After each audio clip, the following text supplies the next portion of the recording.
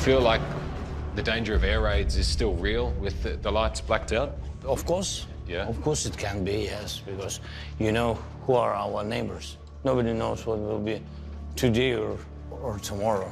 Yeah. And even in an hour. President Zelensky lives in this makeshift bunker. In fact, this has been his home since the war began. Putin thought he'd win here in 3 days, but it's 9 weeks later and you're still going strong. Thank you so much. It's our people. I think it means that the main thing is the unity of our people. Yeah. Unity and our soldiers. Thank you. Thank you so much. Make yourself comfortable. This is a man whose blood is blue and yellow. How proud are you of your country right now? For you, your country is the best. For me, my country is the best. I'm proud of Ukraine and Ukrainians because Ukraine without Ukrainians, it's another country. It's all about our people. I'm very proud that I'm Ukrainian, and I'm very proud that the world at least understood that we are strong people. Good to see you all. Oh, hello. No one has seen Louisa since that night. Better. Oh, Fiona, darling. Thank you for everything, darling. We were talking about the haven the bathroom became. Oh, yeah, Fiona, honey. Yeah, good times in that. We're very familiar, let's say that. But eventually the conversation gets around to those last terrifying minutes. So were you were in that same spot we were stuck in? So you remember the back corner area? Well, should I? It's up to you. Okay. Tori and Mum were sitting to the left of me. They're details Tori's friends feel they need to know. Chappelle Corby, who's now learning this paradise could exact an awful price if she fails to convince a judge, a country, of her innocence. I think I've been here about 5 or 6 times since I was 16. So you've always been aware of the dangers of bringing drugs. You always understood that was not a good idea. No, yeah, I know. I know. I don't even smoke drugs. I don't have drugs. And I've had my urine test and my blood test, and they're negative. I'm not a drug user. You weren't just being naive and silly and thinking, I'll give it a shot. No.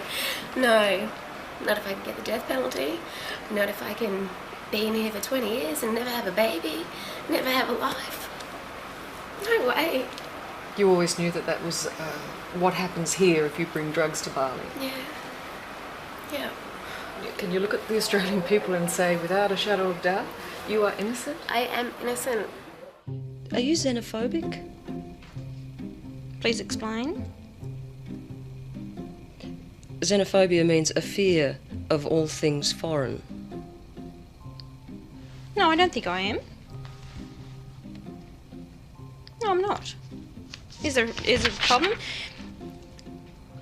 Just because I might be... I find this very hard because I have to sort of clarify all what I think and how I feel about things. Precisely. Yeah. Well, precisely, because you are a federal politician. We're not just sitting around in a pub talking about things. You're a federal politician. You're standing up in federal parliament making these statements. So of course you should be expected to be able to Which the majority qualify. of mainstream Australians are backing me on this issue because they believe in what I'm saying also. They can see it also. But it's all these minority lobby groups who don't like the fact of what I'm saying is because it's going to upset their little world. 15,000 faithful subjects waiting for their Messiah.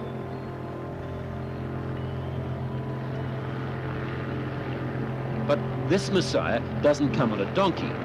Bhagwan, as he's known, glides slowly past in the air-conditioned comfort of his Rolls-Royce. There's no way Bhagwan's going anywhere. For him, Australia is nothing. The man carries the whole of the universe wherever he goes with him. What do you think? Australia is separate from universe? Look, what do you think of the idea of bringing him here? Sheila, whatever your plans are, the folk at Pemberton are simply saying this. We don't want the Rajneeshis. We don't want the orange people in our town. What can I say? Tough titties. It's from the lawyers. Cause Chambers Westgarth. That's right. Dear Mr. and Mrs., I won't mention the family name.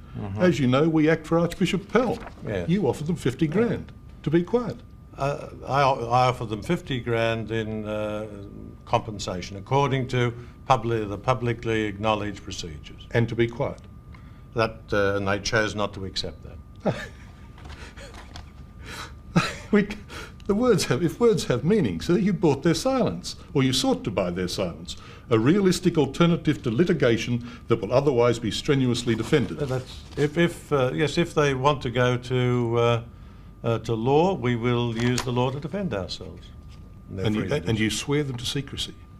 Well, we ask them to keep... No, you swear them, don't ask them, you swear them. There is a requirement that they don't talk about it, and most of them are happy not to. You contacted the Church of Scientology Media Relations. We will. Why haven't you? We will. Where is Shelley Miscavige? Why haven't you contacted Media Relations for the Church of Scientology? The question of where Shelley Miscavige is goes unanswered by this representative, who also won't identify herself. You're creating threats against very innocent, wonderful people, but you won't even bother to contact the Church of Scientology Media Relations. I've told you, won't we will. Even bother. You won't even bother to tell me your name. What I don't is even the know who point? I'm talking to. When did you first ask? Where are you? Where is At she? Tom's wedding in 2006. Tom Cruise's wedding to Katie Holmes. Because she wasn't there. She wasn't there. Scientology was calling it the wedding of the century. It would be a really natural question to ask, wouldn't it? It was scatter, scatter, scatter. I was standing by a fireplace in this big castle, and I'm like, hey, where's Shelley? And all of a sudden, everybody walks away, and I was like, coming back, or just, you guys getting a drink, or? Shelley Miscavige being missing is literally like suddenly Prince Philip shows up and there's no queen. Was Nicole the love of your life? What do you mean, Peter? You were married for 10 years. Listen, we raised children. I mean, how do you answer that? How do you answer that question? She's someone that I plan on getting married again. You do? Oh, absolutely. Yeah. And having kids? Absolutely. But Nicole was a major part of your life and a love of your life at the time. I loved Nick very much. There's no question. Would you like Nicole to remarry? Yes. I want Nicole to be happy. That's what I want. And do you have a relationship where you talk, it's a parenting relationship, and talk professionally about each other's work? Listen, here's the thing, Peter. Yeah. You're stepping over a line now. You're stepping over a line. You know you are. I suppose they're questions that people want to know. Peter, you want to know. Take responsibility for what you want to know. Don't say what other people. This is a conversation that I'm having with you right now. You're right. Okay, so I'm just telling you right now, okay? Just put your manners back in. Do you think I was out of line? Yes, absolutely. Well, I apologise for that Good. sincerely. Good. You met Cary Grant and you fell in love with him. Or he with you. Yes, he with me, yes. Most women were in love with Cary Grant anyway, weren't they? Oh, really? Yes. I think at that stage. Maybe I think so. Mm-hmm. He fell for you more than you for him? I don't know. Well, why do you talk about Cary Grant? Because it's interesting. Yes, but I think these kind of things have to be kept in a kind of... it's part.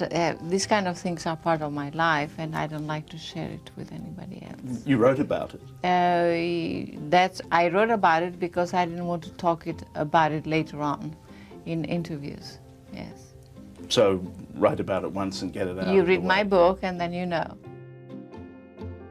Hey, do you put those down?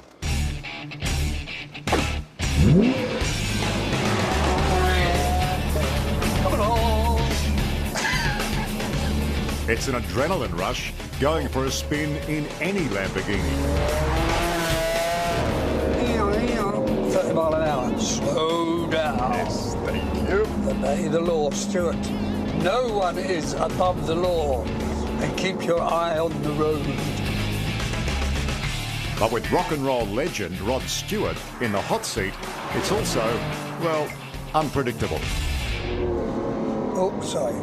Oh, no. What's the matter? There's no road out of here either. We're fucked. We have to go down the other way, don't we? Yeah, I've got to go back. Where's reverse? Quick. Mate, I don't know. There is. You're asking me? Are you serious? And now we go into one.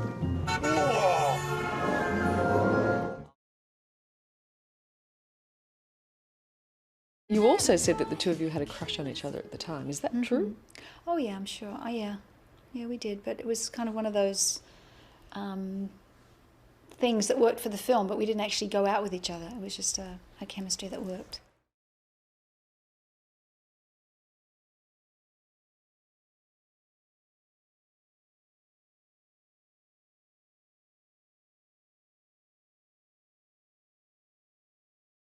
Even if you dated someone like Olivia, God knows when you'd get the first kiss. Okay, I'll get him. I mean, he's implying that you're a conservative girl. Sweet. Yeah, well, yeah, reasonably conservative. Oh, God.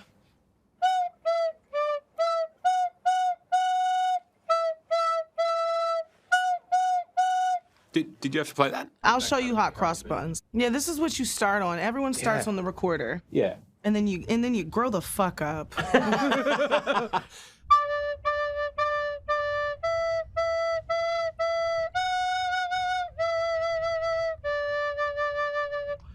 That's hot cross buns. That is the most graceful recorder.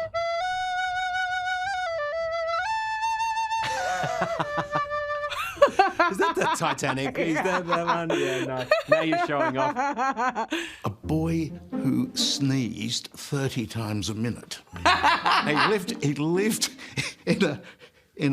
his By himself? Mum. No, What? with his mum in a council flat. Yeah. And the air was sodden. It was humidified because he'd been.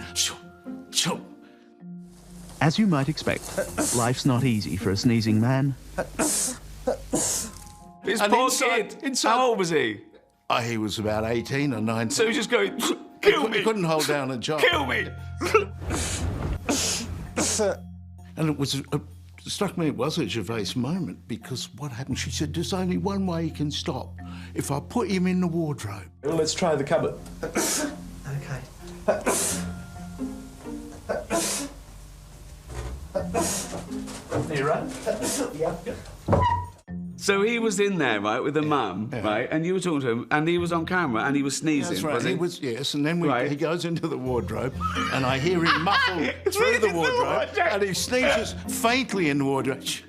Sure enough, the sneezing is slowing down. That's amazing. It should come to a stop in a minute. I think it's something for you. I give it as my gift. Oh, no, sorry, you're meant to do the jokes. Right, well, I can go now. I've made you laugh. End of the interview, right, that's it. Are you a rich man? When you mean rich, what you mean? Do you have a lot of possessions? A lot of money in the bank? Position make you rich? I don't have that type of richness. My richness is life, forever. Have you made a lot of money out of your music? Money? I mean, how much is a lot of money to you? Yeah, that's a good question. Have you made, say, millions of dollars? No. Are you a rich man? When you mean rich, what you mean?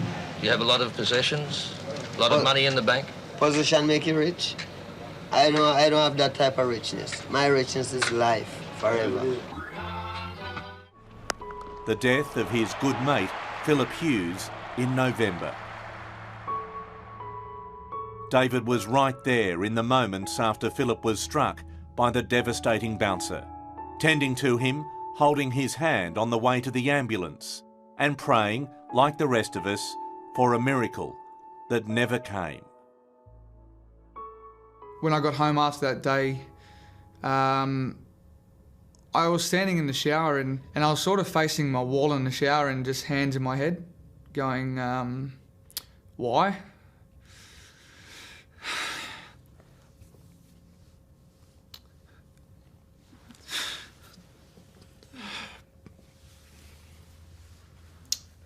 But the thought of the thought of coming off that day, holding his hand was.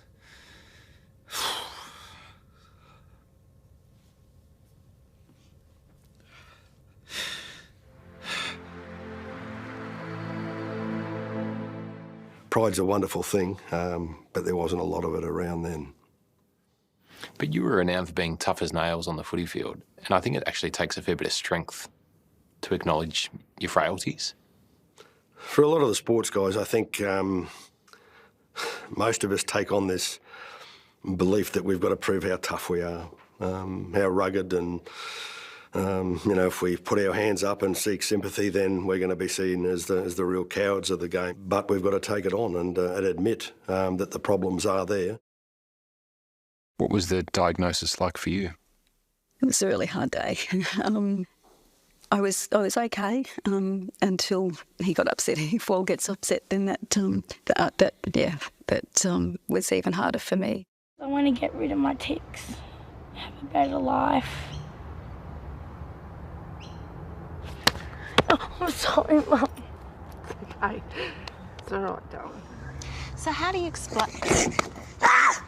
Can you explain right now why you're doing that? No. Well, it's a chemical. So it's a chemical imbalance in the brain.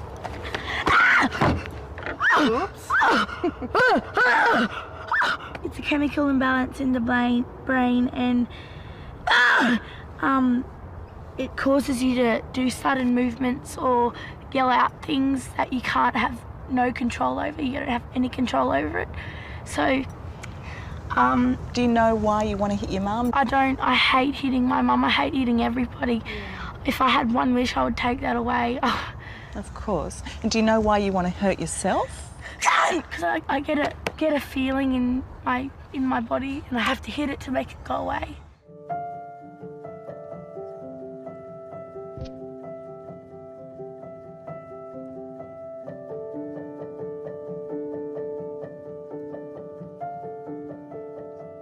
I've done really well with the mask. Like, I've worn it pretty much 23 hours a day. Is it liberating to get the mask off? Yes, I suppose. It's just like anything, you get used to it. So I was really used to the mask. Used to it in what way? Well, it just becomes like normal. So I felt naked without my mask on. So this is it, Steph? It is. The last time you'll need to wear your mask. I know. It's a big deal. Yeah? Yeah, it is. It's been a long time. It's felt like forever. Mm. And as though this day would never come. And now that it's here? It's emotional and scary. It's actually quite daunting as much as it is exciting. It's a moment years in the making.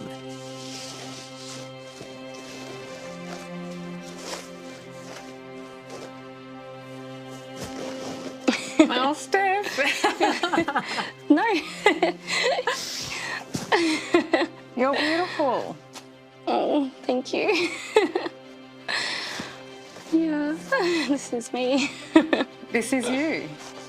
Incredible you. Yeah. There's a video where we see a hand reach out and touch the pilot. Yeah. That's you. That was me. I noticed the helicopter on the landing pad, and you know, it was sitting there and the routers were going, and you didn't think much of it. You know, you think most probably, you know, he'll just wait until we land. So as we turned left to go back and come down to land, that's when I saw he took off. And that's when I tried to reach the pilot to grab his attention, to tell him, listen, you know, there's another helicopter coming our way, but it was just too quick.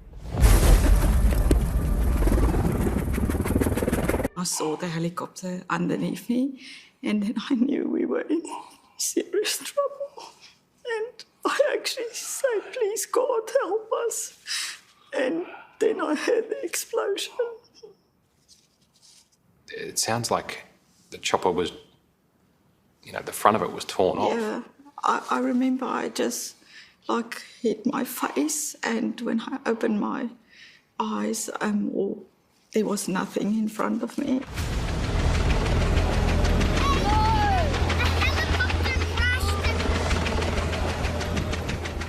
And I look at Marley and I saw there's blood running from her, and I was like, and when I saw the sea under us, and I was like, oh, we're gonna die today.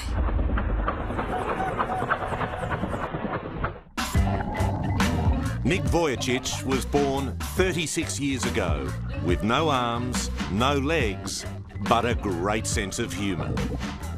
When you go swimming, you call yourself Bob, because I just Bob. and I say no arms, no legs. No worries. Mate. Mate. Yep. It's all good.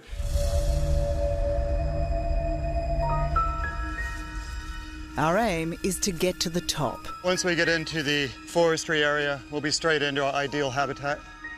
But while our search for the vipers starts off easy enough, they're a sit-and-wait predator. Kind of think of them as a venomous landmine. the climb becomes steeper and steeper. It's fun coming down here. Add in the 70% humidity and 40-degree day, and this is not a walk in the park. If you step on it, it'll try to bite you. What makes it harder is knowing that every time you grab onto a rock or tree branch to pull yourself up, you could be grabbing a killer snake. I've been told if you want to spot a snake here, to look for yellow or brown leaves. So I've been looking, and wherever I look, up, down, to the side, all I see are dead leaves. So to my untrained eye, these snakes could be anywhere and everywhere. And then we see our first. Where? On the ground in front of us. Moving up towards the rock. Hold the bag, mate. Philippe and Brian quickly bag it for the research team before spotting another less than a metre away. Get me out of here. This one appears to be feeding on a dead bird, the main food source for the small but potent golden lancehead snakes. Nice little one, either juvenile female or medium-sized male, but that other one we got was a female because the females are much larger than males.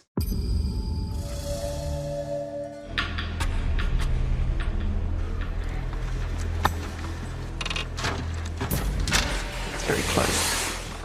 We've got stuck here, bogged in the snow, and this polar bear, I think, finds us quite appetising because he's sniffing the car. He's acting like he wants to get in.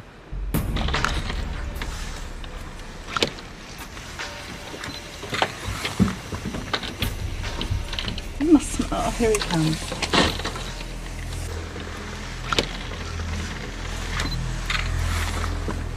He's eating the car again. He's going to get it. Oh. Right now, these windows are starting to feel very thin. I can't open. Oh, he's going to jump up. Oh, God. Hello.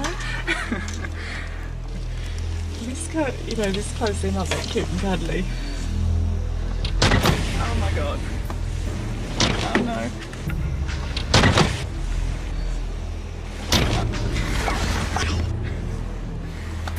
So scary.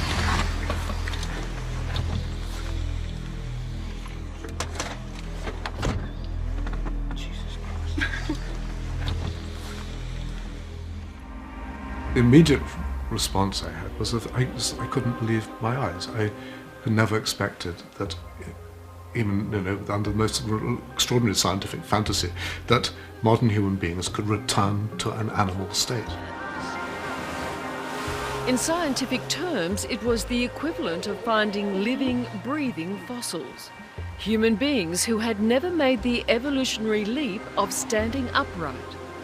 The quest to find out why took a team of scientists on an amazing journey and raised profound questions about what it is to be human. The thing which marks us off from the rest of the animal world is the fact that we're the species which walks on two legs and holds our heads high in the air. I love school, actually. So I'm not doing this because I don't like school. It's seen as significant globally to sacrifice your education. It's very symbolic because we children say, why should we study for a future that may not exist anymore? What's your name? What's your name, sweetheart? My name is Cleo. Your name is Cleo. Hello, Cleo. 2, 3, 4, 5. Cleo Smith, the little girl lost for 18 long days. 8, 9, and 10.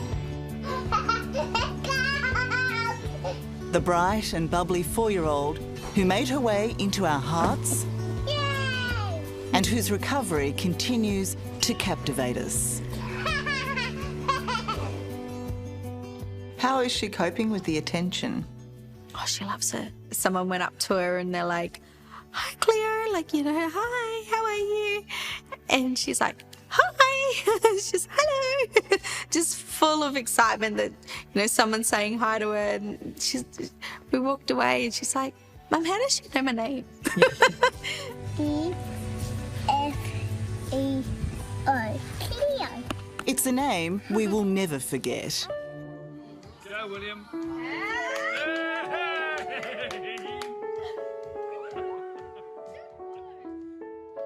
And remember being 3? What was your world when you were 3? Your world was your mum and dad. Yeah. Your world was your family. What is William's world? Very difficult question, but after a year, excuse me, do you allow yourselves to cling to hope that William will be found and found alive? You have to. Well, I guess where there's a chance, there's always a chance, and that's. I've tried to hold on to that. There's no evidence that says that he's not. There's nothing to suggest that he's not alive. Yeah. But you need to. You need to bring William home. Yeah. Yeah. He's got nowhere else to be but home. That's where he should be. That's where he needs to be. For all of us. Yeah, for him.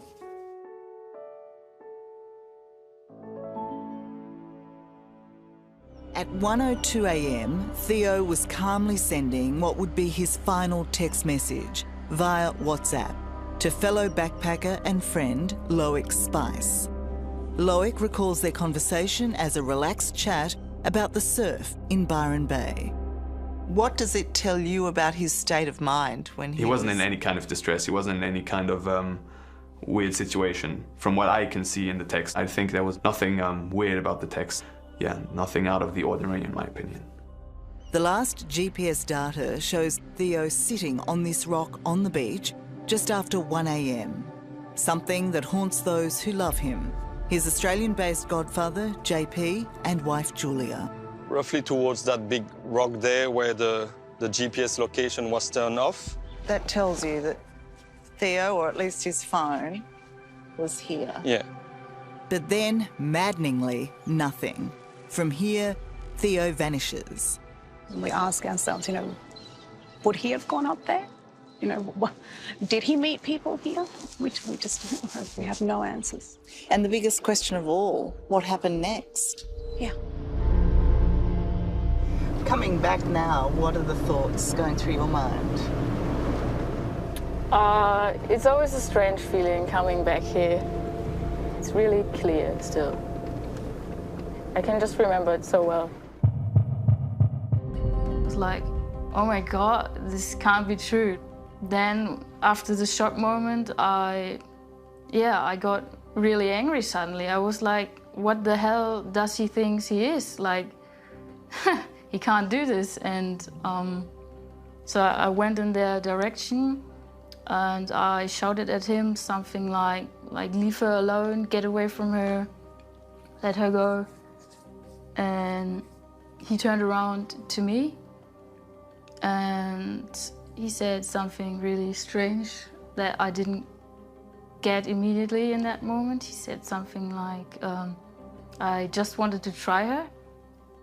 And then he was coming after me and I was I was running back to the car because I knew I don't want to be close to this guy anymore. Like, Robert Dunn? I'm Elizabeth Hayes. You realise you're wanted in Australia? No. There are 91 warrants out for your arrest. You're not aware of that? No. What are you doing here in Honduras? Talking to you. But are you not wanted in Australia? Not that I know of, excuse me. There are 91 warrants out for your arrest, Mr. Dunn. All right, you said it. Mr. Dunn, are you a pedophile?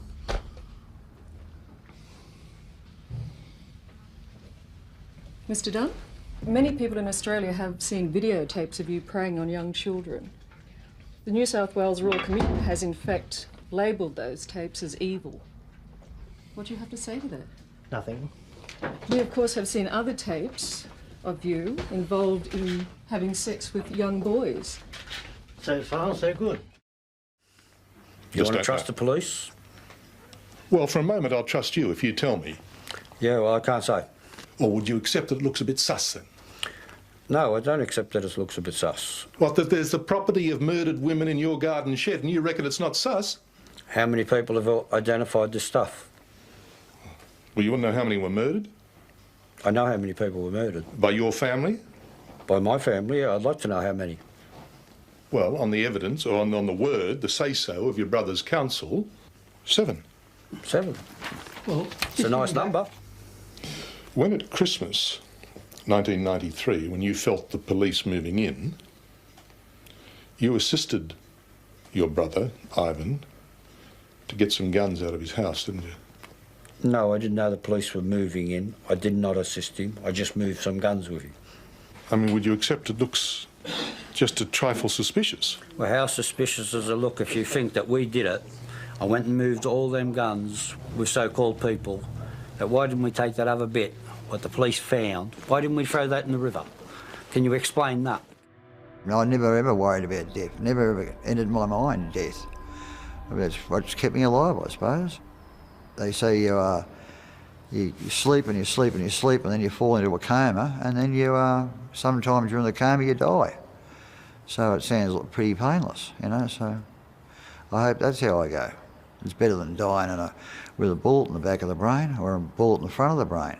I guess you've dodged a few of those. Yeah, I've dodged a few of those and I literally have too. I've heard the bullets rustling through the air, going past my ears.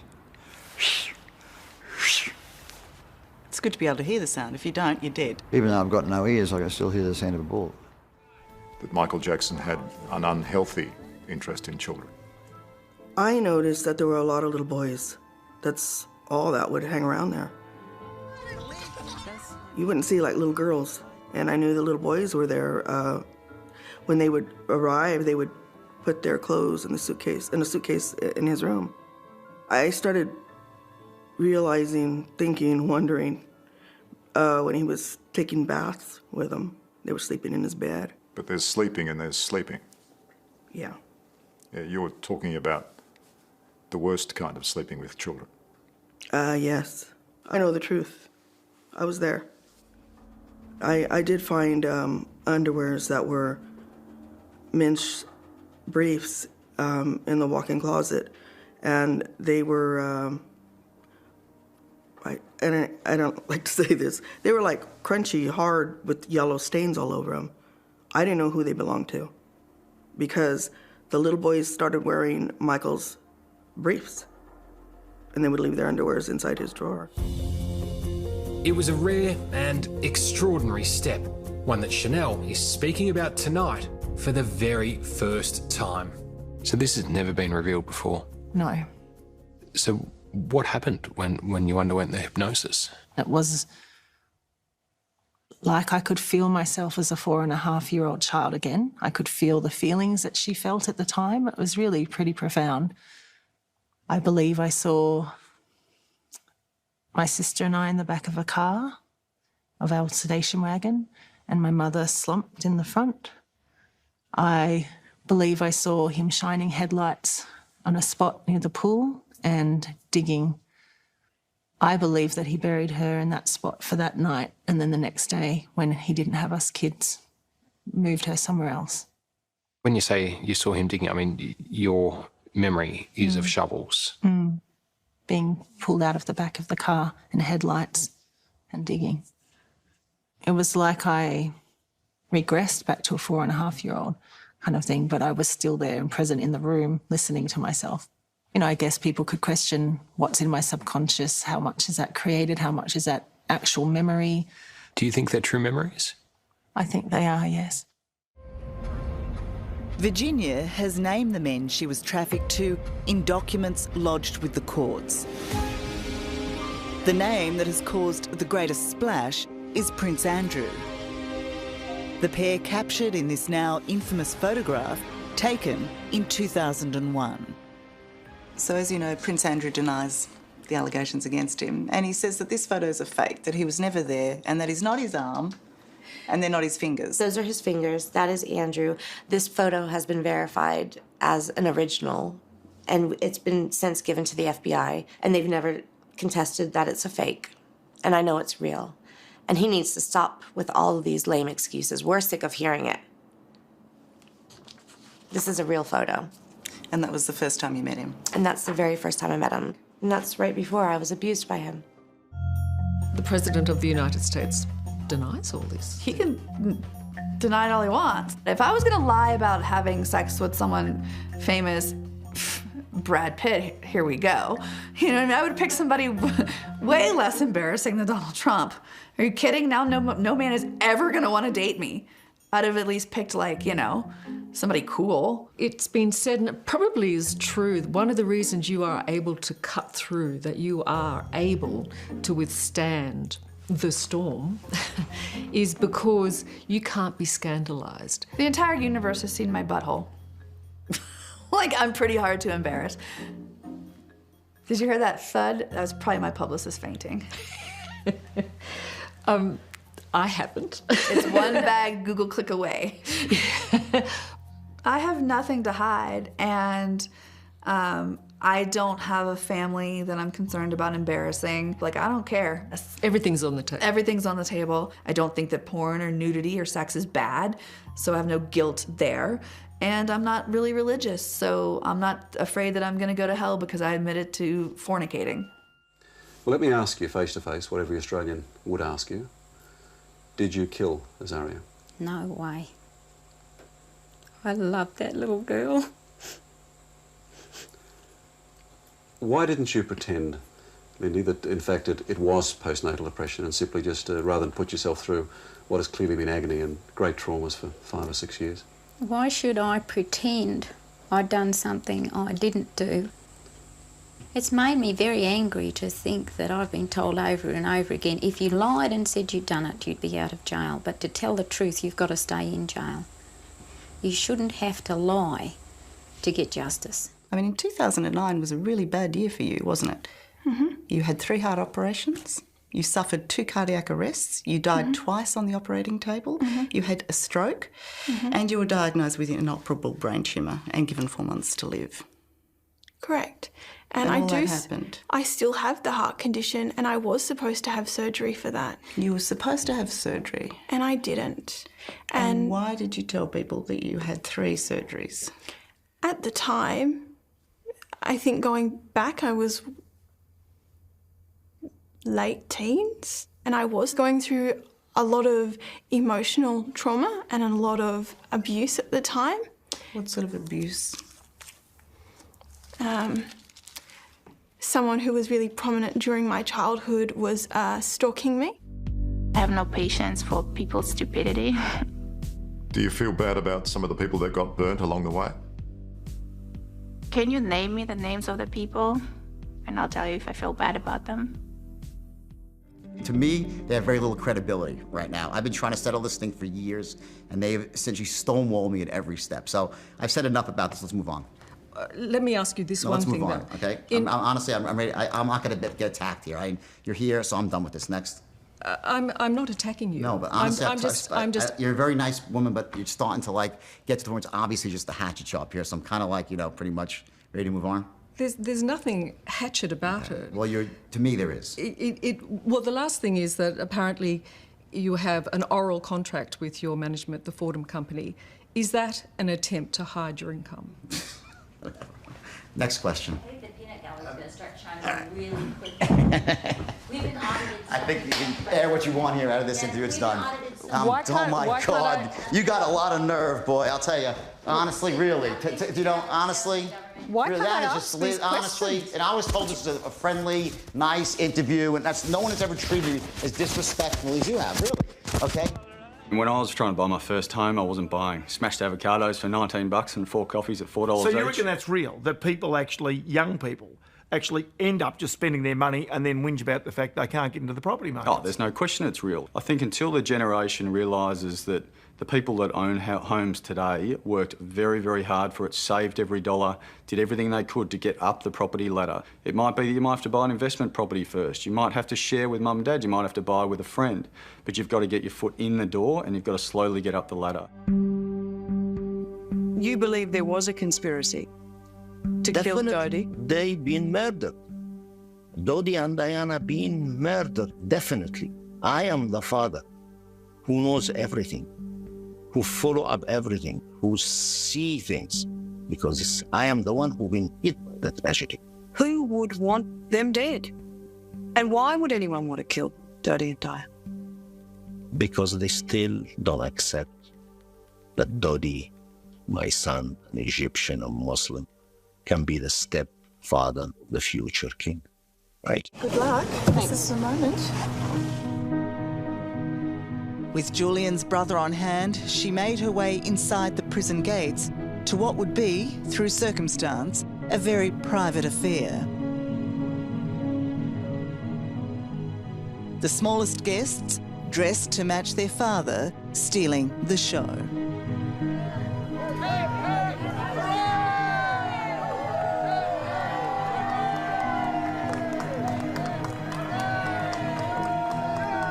Three and a half hours later, an emotional Mrs. Stella Assange emerged to acknowledge her supporters and her new husband. Thank you, guys. I don't know what to say. I'm very happy. I'm very sad. He said that I looked amazing. Yeah. And he looked really good in his kilt. Yeah. And he'd cut his hair. So he looked pretty sweet. Yeah. Clean shaven. Yeah.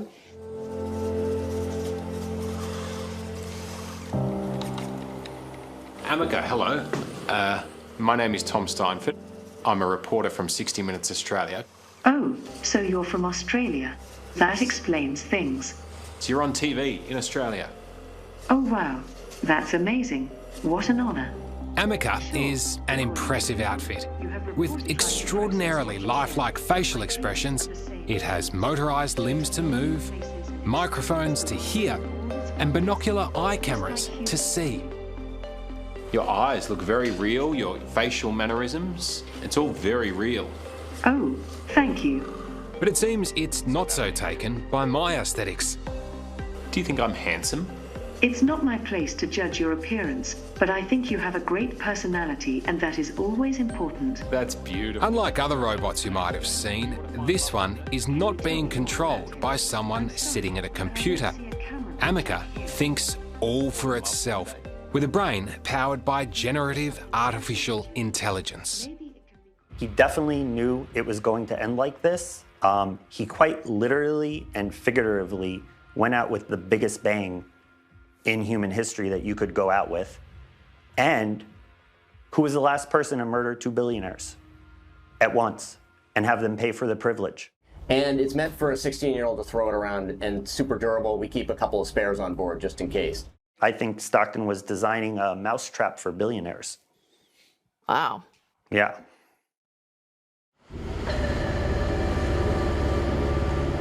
From up above, you'd never know that a couple of 100 metres below the surface, a nuclear-powered attack submarine is on the move. Pilot maker depth 250 feet, use a 20-degree up angle. Navigating the ocean at extreme angles. Oh, wow. So we're diving? We're going down. Leaving the crew and their coffee struggling to stay upright. I looked away for 2 seconds. It'll take about 3 minutes Wow. to change that 400 feet. And you can feel that pull. Is that about testing the ship as well? Testing the ship's capabilities and then also testing our stowage on the ship is Cruise readiness? cruise readiness and the ship's readiness to take a large maneuver like this. It's such a weird feeling, isn't it? You're probably used to it. It does take some getting used to. 台湾问题也是非常重要的一个因素。 Among all issues, what the Chinese Communist Party is most concerned about is the unification of Taiwan. 真正能牵制中国。 Then Xi Jinping's position would be unshakable. 因为如果谁能 Our insider says Beijing wants to topple Taiwan's current US-friendly president, and its master plan to do it will alarm the world.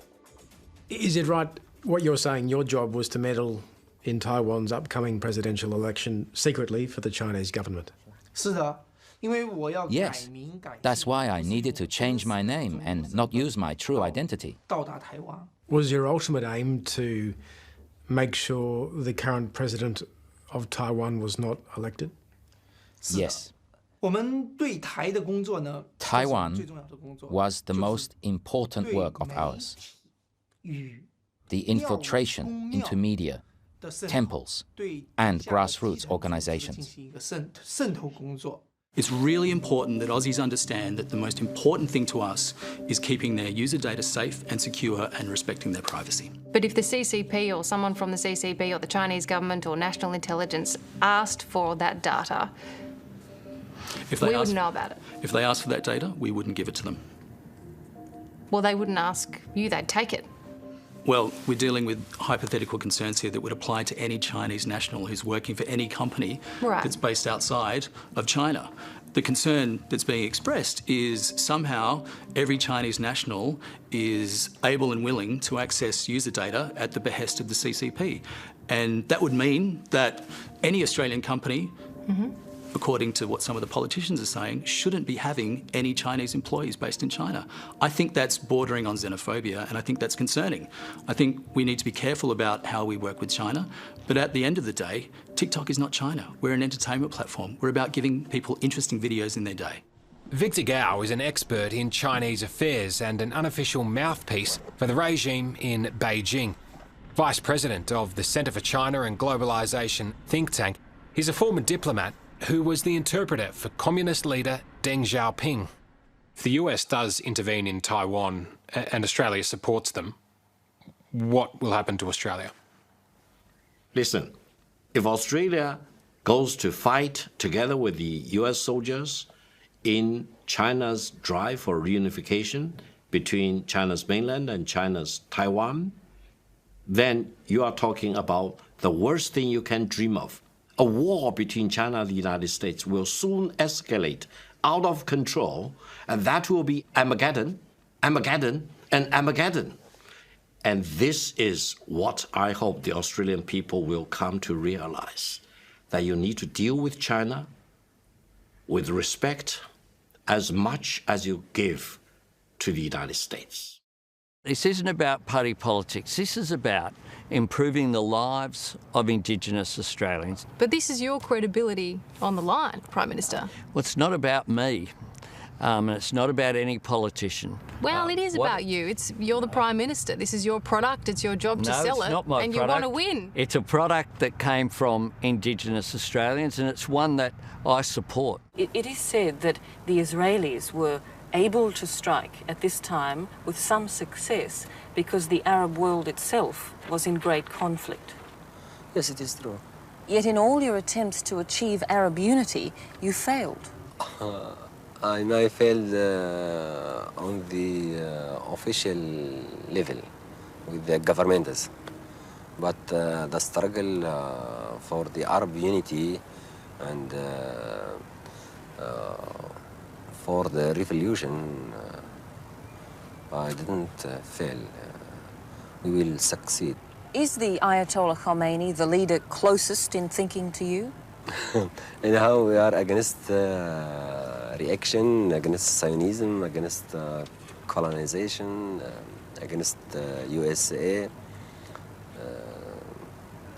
both of us are supporting the cause of freedom, the Palestinian cause, and it is enough to be together.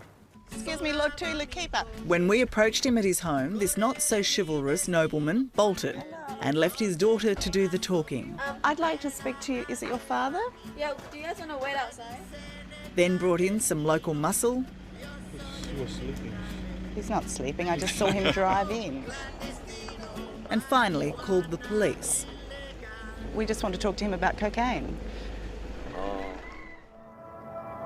Kim Jong-un might be the current leader, but his dead grandfather and father still wield enormous influence. In the country, they are our parents, the parents of the nation and the parents of our ideology. Western history judges Kim Il-sung and Kim Jong-il harshly, but here they're revered, and it's customary for locals and foreigners alike to lay flowers at their feet. Just It's an awkward dilemma for me. Insult our hosts or bow to their strange beliefs.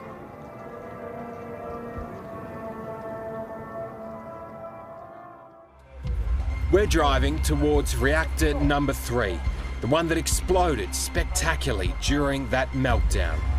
This will be the first time an Australian television crew has been inside a Fukushima reactor.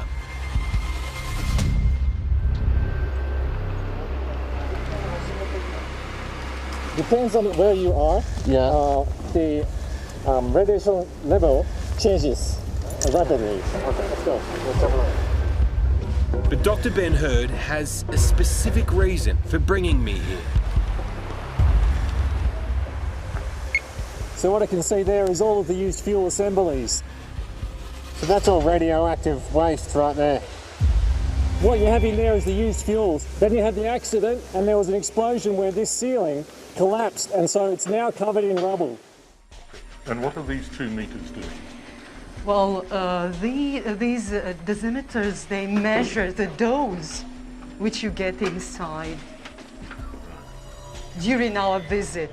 Part of the control room. It's only a 5-minute walk to the point where it all unraveled 20 years ago. Yeah. Oh, we're here. We are here, yes. That is the room where the operating personnel worked, and they operated the reactor from that very room. From here? From here, yes. Where was the man sitting who was responsible? In front of these control panels.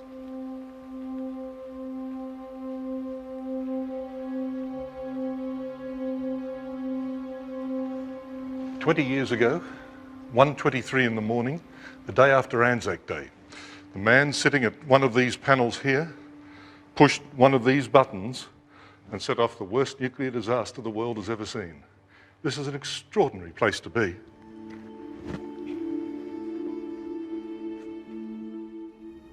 I mean, this is quite extraordinary. So these dots that we're seeing on this flight path here represent the signals that are being sent every 2 minutes. That's right. There are in total 160 of these detections. So they've been disturbed by an aircraft, in this case, MH370. How can you be so sure that it was a plane, that it was MH370 that disturbed these radio frequencies?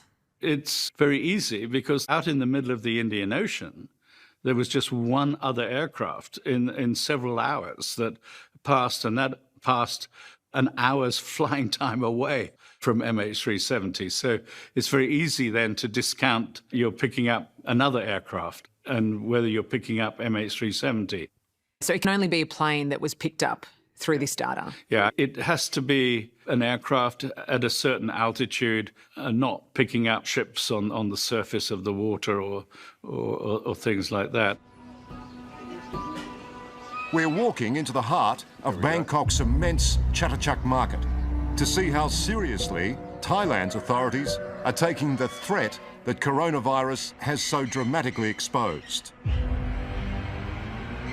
Here in hot, squalid and cramped conditions, wild animals smuggled in from all over the world, I think of this place as a torture chamber and a filthy laboratory all mixed into one. From AIDS to SARS, and now the pandemic affecting over 80 countries worldwide. Most new diseases infecting mankind are caused by a virus that began in a wild animal and leapt to humans in settings just like this. They've all been pulled from their natural environment, brought thousands of miles in some cases all the way here in contaminated conditions.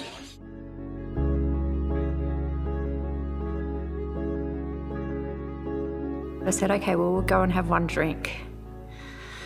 So we got to Paddy's and we had one drink and we got on the dance floor. In the confusion of what happened next, one image remains chillingly clear. I remember looking to the side of me and seeing a man walk past, and he didn't look happy, like he was there to party, and that's all. That's what I remember. And who do you believe that person to be? The suicide bomber. Of course, at the time, Therese had no idea how close she was to danger, how close to death. Just moments later, the suicide bomber blew up the nightclub crowded with young Australians.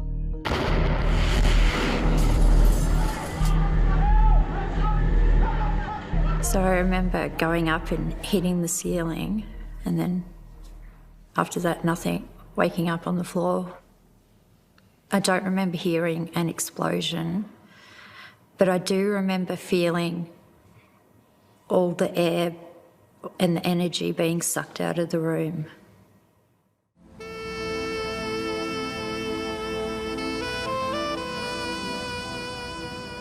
It's not just that there's nothing there now, it's a profound absence framed by the smoke and dust still choking the air above New York. It's as if the city's heart has been broken.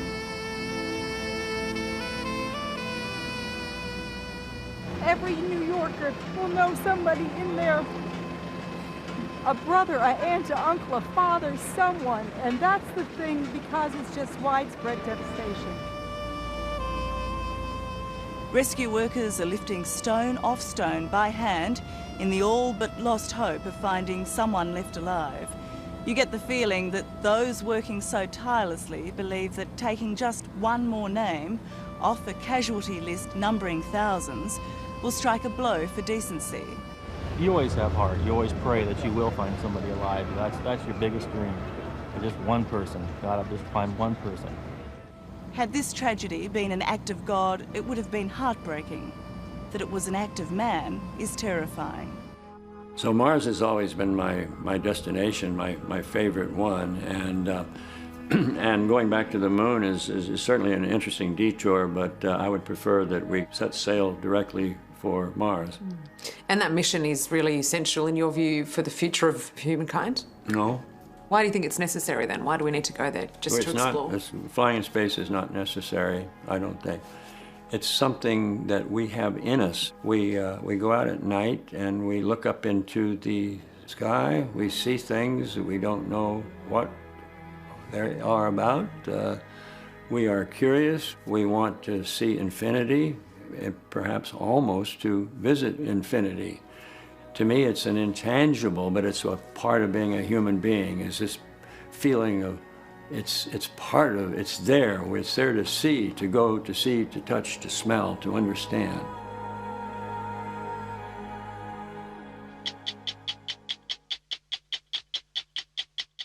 Hello, I'm Tara Brown. Thanks for watching 60 Minutes Australia. Subscribe to our channel now for brand new stories and exclusive clips every week. And don't miss out on our extra minutes segments and full episodes of 60 Minutes on 9now.com.au and the 9Now app.